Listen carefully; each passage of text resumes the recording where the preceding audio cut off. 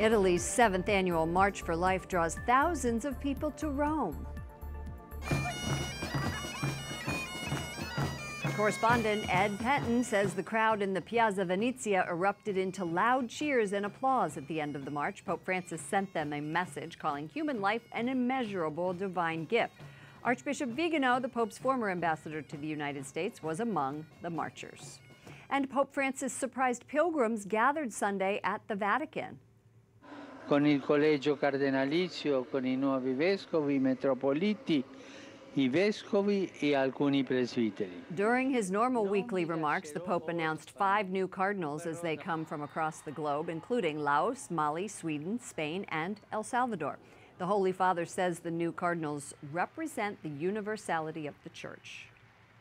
Edward Pentin, Rome correspondent for EWTN's National Catholic Register, joins us. Ed, tell us about the new cardinal. What stands out the most?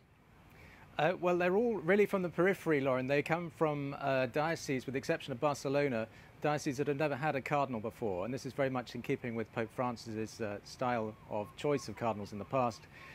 They all have never had a cardinal. They come from largely the developing world. And so this is very much what Pope Francis wants to do. He wants to bring these churchmen really from the periphery back into the church, into the center of the church. And he's done that very much with these 5 cardinals. How do the cardinals reflect Pope Francis's overall vision? Well, you can sum it up really with 3 Ps, periphery, poverty and peace. All of them are involved in that in some way. The Bishop of Mali, for example, has been involved in peace and reconciliation with Muslims there. The Bishop of El Salvador is actually an auxiliary bishop, which is unusual to be for an auxiliary bishop to be chosen. He has been involved with Caritas. He's head of Caritas in Latin America. And then, of course, the others are all involved in very much in the periphery. There's the Swedish bishop, there's never been a cardinal from Sweden.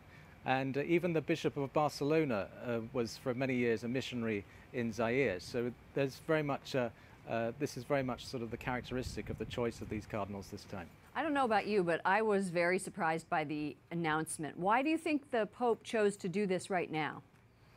Well, I think, as his predecessors have done, they like to try and keep the number up to 120 cardinal electors, which is the guideline of a limit. 120, which is instituted by Pope Paul VI. And they don't really want to go beyond that, but they do want to keep it up at that number. Really because I think most popes, they want to keep their vision intact. They want to make sure it endures beyond their pontificate.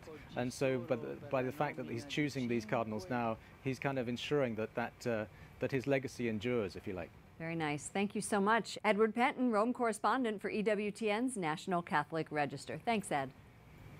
Thanks, Laura.